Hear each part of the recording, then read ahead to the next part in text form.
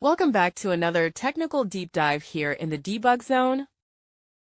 Today we're tackling a big question and breaking it down with insights from other users. Hopefully this clears up some misconceptions and helps you get the answer you need.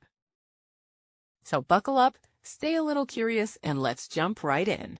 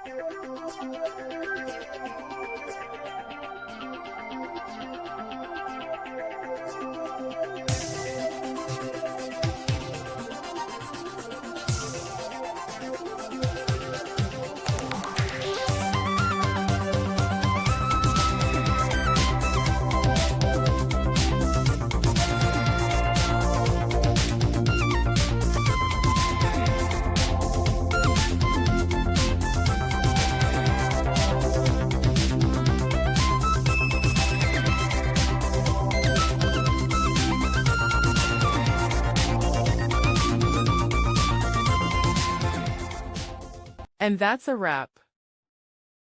I hope you found the answer you were looking for. If you did, take a second to hit that subscribe button. It really helps out.